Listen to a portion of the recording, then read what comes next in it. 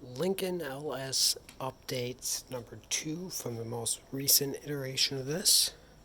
I was hoping to be sitting right there right now about this time and tuning, but as you can see, the laptop is sitting right over there, which means that the whole list of things have gone poorly, which should be expected. So the first thing that happened was I have the AM 501005 external fuel pump. They say to mount it 1 to 2 feet away from the tank, which is not possible because of how low the car actually sits from this point back. There's no good place to mount it outside of the cabin except for right here, and running the Dash 8 off of the Holly. And for some reason, the fuel pump is just not picking up the fuel. I put 5 gallons of gas in it, so the Holly mat on this side is completely submerged. And according to everything that the Holly says about the hydramat, is that if this hydramat's submerged, it opens the capillaries for it, which has been sitting in there for a while now. So it should definitely be ready to pull up any fuel. This hydramat over here is completely dry. That's because it's got the saddle tank. So this side is fully submerged. There's no kinks in the hoses. I hate taking this bulkhead off. It's really tough to do off and on. But I did it again. Checked. There's definitely no kinks in the line. It's the smooth run to the hydramat, which is now held down by some high-powered magnets, just like Holly recommended. So it's definitely sitting in the water. I looked at it, sitting in the water. But what happens is the fuel pump was just dripping fuel out. So the thought was, okay, it's just a big fan sucking air. Let's get some fuel to it. So what I did is took the bulkhead fitting off, filled that guy with fuel from that cap. I would just fill up this cap like so. Just keep pouring gas into it. So I did that, kicked it on. It's pumping gas, so I've got it hooked up the right way. It spits the gas out and then sputters. So what I thought was maybe I'm only filling up a little bit of it. So I used my hose, took this, stuck it in the end of the fitting, which was still removed, blew all the gas out of it. So there's no clogs. So gas is definitely getting through. Actually, the stuff that went into the bottle was just gas. There's no sediment, nothing else. So that's really good. So at that point, what I did was jack the car way up in the air from the back and filled up that hose as much as possible. The idea being fuel's going down and it's hitting the pump, and there's nothing but fuel touching behind the pump. Got all the way up to the point where it's actually spilling out, filled up actually from the bulkhead down to into the fuel also, into the fuel tank also with gas. So both sides of these were completely full of gas except for one tiny little air pocket from me connecting it on, just 3 inches of air in there. Hooked it all back up, nothing. It should be just blasting fuel out the side, out the end of it, because what I did was just hung the hose out the side right here to a bottle. Absolutely just spurt at best, big spurt, and then drips. So I don't know if it's air pockets, which doesn't make sense because it was up in the air, so the air should be going along the top of the hose and escaping out that way. But even if there's air pockets, it's at least getting some fuel to start pulling the rest through. So it should just be blasting out there. It's not. No idea what to do about that. That's going to be something I'm going to address again tomorrow. I did, however, as you can tell, I'm into thrash session mode based on how absolutely disgustingly cluttered it is in here. Here's my flight simulator, which is going to be a dual flight simulator and racing simulator shortly. But that's obviously after I get the real thing running. Don't mind that, that's getting ripped out tonight. This is just the old feed hose, which is getting pulled out. It's the old Dash 6. Nothing's going to that side of the tank anymore. It's just drawing from that side. So I had this guy just sitting out, so I hooked it up and then jumped the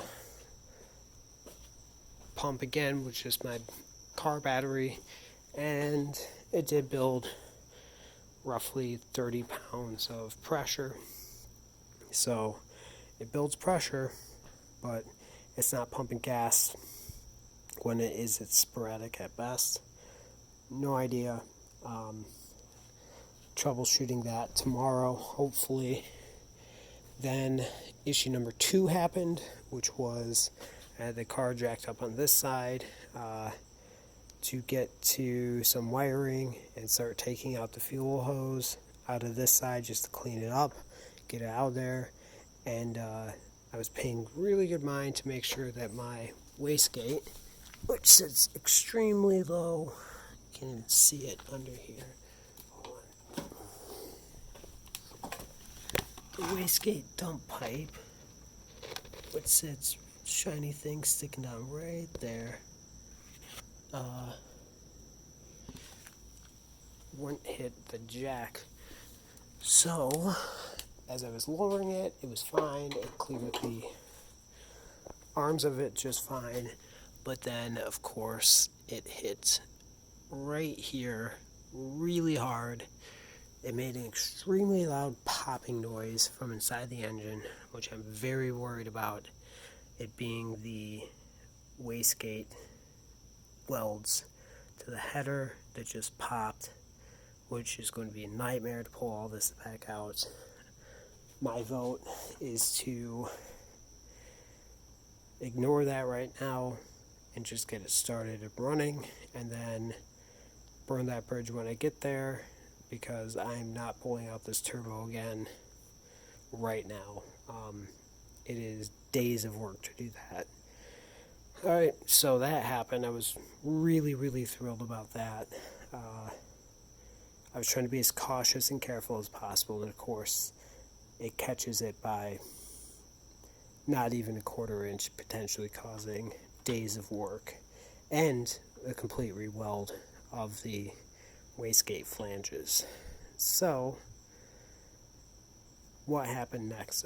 Next, started putting my first fluids in besides the fuel in the back.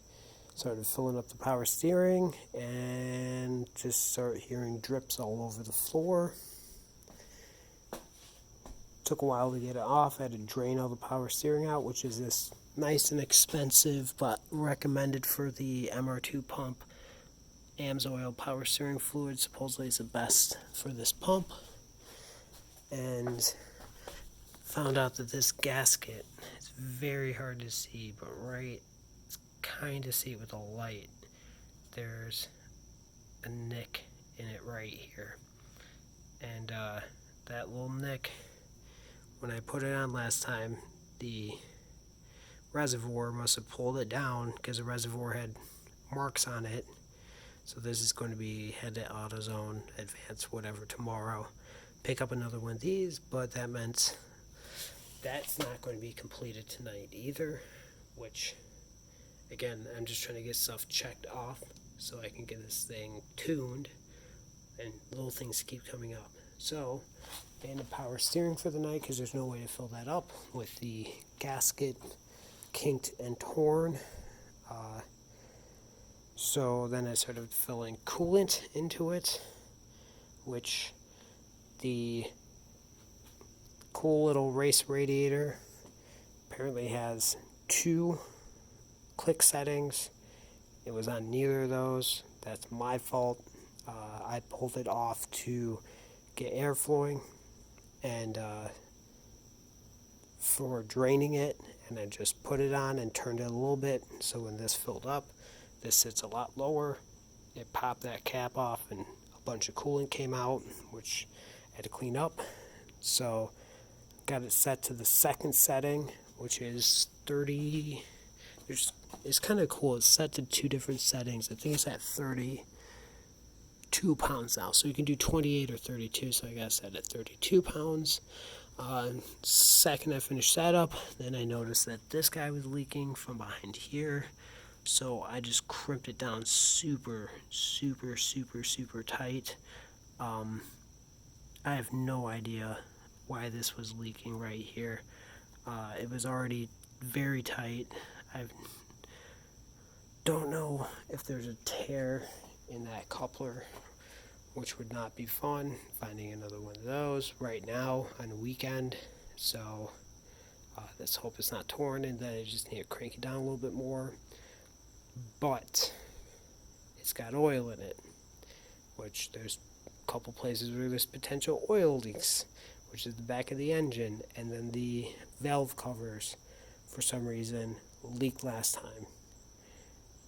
We'll see if everything I did by actually buying a torque wrench, the little guy over there, and torquing everything down exactly to spec fixes that. I have no idea why it was leaking so bad initially, because most of these were already by doing, ugga-tuggas for the torquing those down were fine. So I don't know if this is going to run tomorrow or not. It's really a toss-up. Every single time I take one step forward, I take two huge steps back with it. All the wiring, which was all sheathed and covered and done, is now absolutely exposed and terrible right now, just because I redid a bunch of grounds, trying to do the star grounding with the star grounding of the chassis, trying to separate the coils, coil and plug grounding out from the sensor groundings. Most of the sensors go back to the ECU. Other ones are okay to ground out to the block, including the ECU I sent to the head. So I couldn't have the coils where the ECU was grounded out to. So hopefully something with this works. Regarding the ECU grounding, because I've heard 8,000 different theories and stuff behind it, and everything seems to contradict everything. But I took bits and pieces, and hopefully this is cobbled together somewhat correct. Let's see, what else? I think that's about it for this absolute debacle of a night, which I was hoping this would be a video of me finalizing the tune, which it's not. Will that be tomorrow? Based on this, I highly doubt it. But we can only hope. So thanks for following along with this project. If you have any suggestions or tips regarding some of these constant little nagging things, the big thing is going to be if anybody has any suggestions or tips for the fuel pump, that'd be great. It's super low. It's below the tank. It's below the pickup. It just has to come up and out. I know it's more than 2 feet away. It's like just under 3 feet away.